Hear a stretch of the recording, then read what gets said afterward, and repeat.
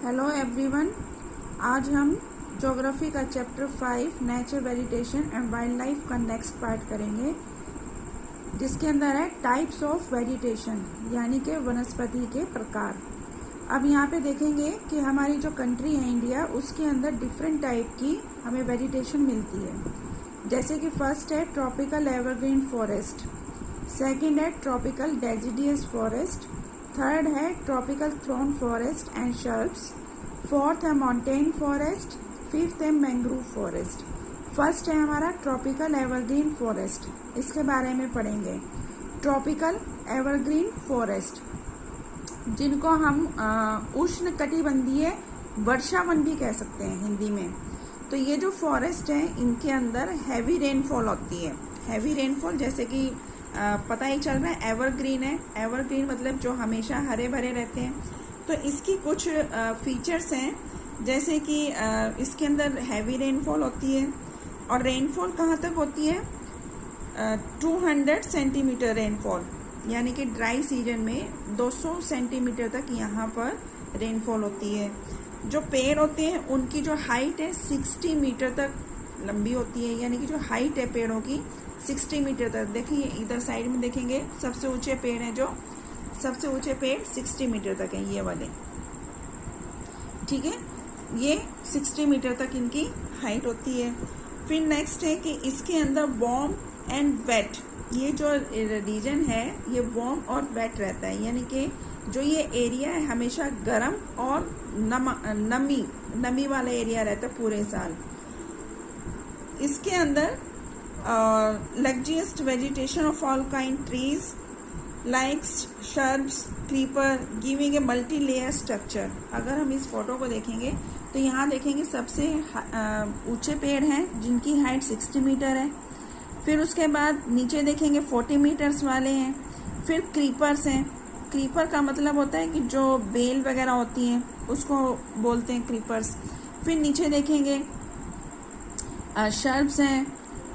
Shrubs यानी कि बहुत ही, अगर हम इसको देखें तो बिल्कुल ही यहाँ पर अंधेरे वाला, क्योंकि सनलाइट पूरे इस एरिया में नीचे तक नहीं, ग्राउंड लेयर है वहाँ तक नहीं पहुँच पाती, तो जिसकी वजह से सनलाइट यहाँ नहीं पहुँच पाती। तो यहाँ ये दलदल वाला एरिया रहता है, क्योंकि पानी ज़्यादा है, बारिश ज़्यादा होती है तो दलदल वाला एरिया ज़्यादा रहता है। और दूसरा, इसके अंदर सनलाइट भी नहीं पहुँचती है, तो जिसकी वजह से इवेपोरेशन नहीं हो पाता। तो ये हमेशा जो फॉरेस्ट है हरे भरे रहते हैं। दूसरा है इसके बाद ट्री डोंट शेड लीव्स। अब जो पेड़ हैं ये अपने पत्ते नहीं गिराते हैं, इस वजह से ये हमेशा जो जंगल है हरा दिखाई देता है, हरा भरा दिखाई देता है। मेन रीज़न इसका यही है, क्योंकि यहाँ पर जो पेड़ हैं अपने पत्ते नहीं गिराते हैं। अब देखो, पेड़ के पत्ते कब गिरते हैं? जब सनलाइट या सन बहुत गर्म होगा, दिन बहुत गर्म होगा, तो पेड़ों के पत्ते, जैसे अब गर्मी है तो गर्मी में आप देखोगे कि पेड़ों के पत्ते गिरने शुरू हो जाते हैं। इसका मेन कारण क्या है? इसका रीज़न क्या है कि भी जो सनलाइट है देर तक रहती है, जिसकी वजह से जो पेड़ हैं वो अपने जो कमज़ोर पत्ते होते हैं उनको गिरा देते हैं। तो लेकिन यहाँ पर ये प्रोसेस नहीं होता है, इसलिए इनका नाम क्या है? Tropical evergreen forest. एलिफेंट्स यहाँ पर जो मिलते हैं, इसके अंदर मंकी हैं, एलिफेंट्स हैं, लेमूर हैं, डियर हैं, ये सारे जानवर इसके अंदर मिलते हैं। दूसरा, यहाँ पे देखोगे कि जो राइनोसिरस है, वन और जो एक सींगा, जिसको हम राइनोसिरस बोलते हैं, जंगल में असम और वेस्ट बंगाल वाले एरिया में मिलता है हमें।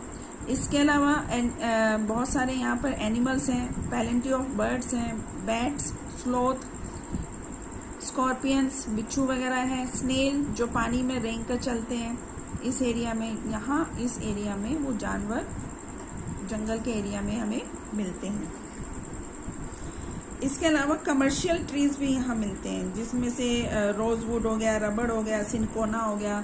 तो ये जो वैल्यूबल पेड़ होते हैं जिनसे हमें थोड़ा सा अर्निंग हो जाती है।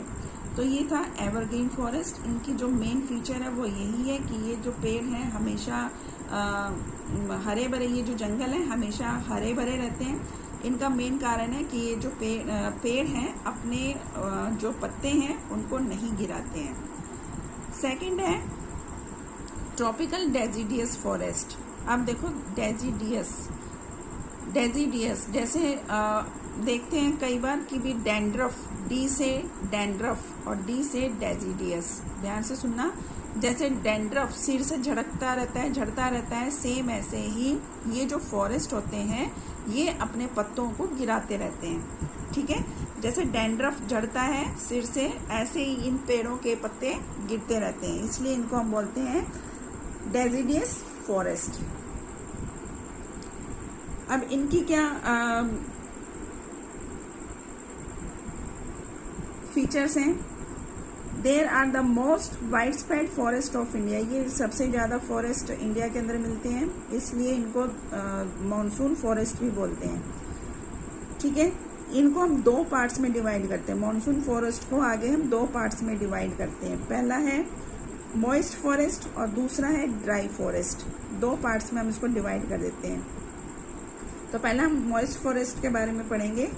ये जो मॉइस्ट फॉरेस्ट होते हैं, जहाँ पर पानी होता है इन फॉरेस्ट के अंदर, ये रेनफॉल रिसीव करते हैं 200 मीटर से लेके 100 मीटर तक, ठीक है। रेनफॉल ये 200 मीटर से लेके 100 मीटर तक रेनफॉल को रिसीव करता है। इसके अलावा ये they are grown mostly in the eastern part of country, north eastern state along the foot hills of the Himalayas, Jharkhand, west Orissa and Chhattisgarh.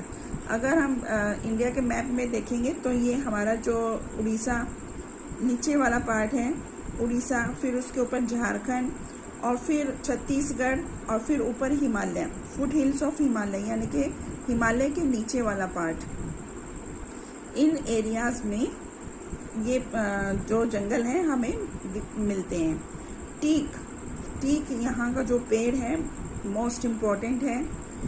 Bamboo, साल, शीशम, सैंडलवुड, खेर, कुसुम, अर्जुन, मलबरी, ये दूसरे कमर्शियल इम्पॉर्टेंट यहाँ पर स्पीसीज मिलती हैं जो कि वैल्यूबल हैं, इनसे हमें पैसा मिलता है।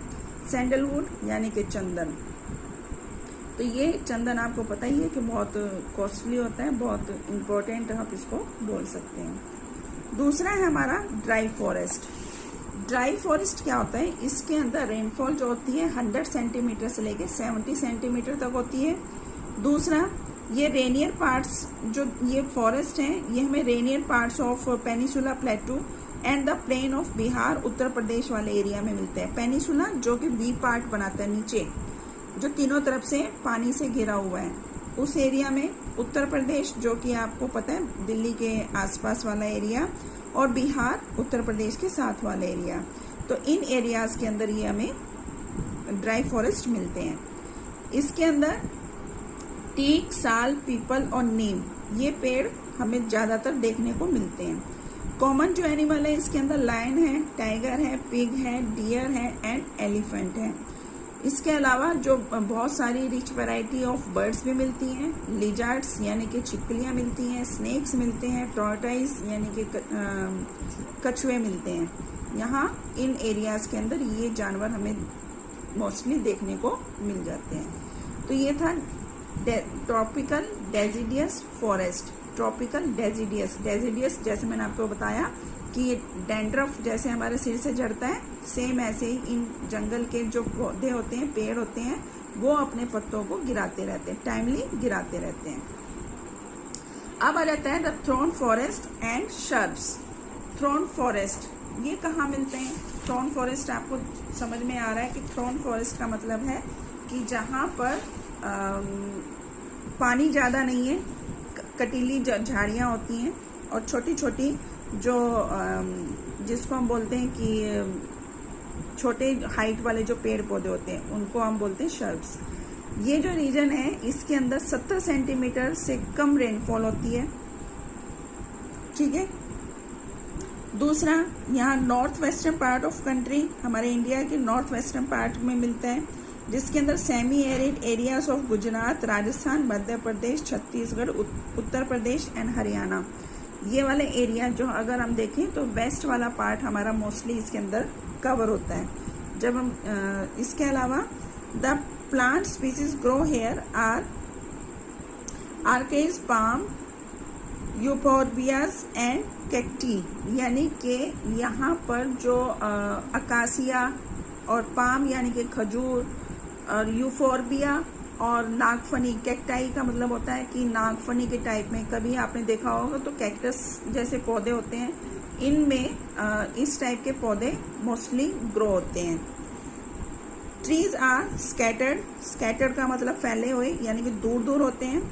And heavy long roots painting deep into the soil in the order to get moisture, और इनकी जो जड़ें होती हैं जहाँ तक इनको पानी, मान लो रेत है तो रेत में आपको पता है कि जल्दी सूख जाता है, रेत पानी जल्दी एब्जॉर्ब कर लेता है, तो इनके पेड़ों की जो जड़ें होती हैं ना, उनकी कोशिश रहती है कि वो मॉइस्चर तक पहुंच जाएं, तो इसलिए इन पेड़ों की जो जड़ें होती हैं बहुत डीप होती हैं, गहरी होती हैं, जहां तक इनको पानी मिलता है।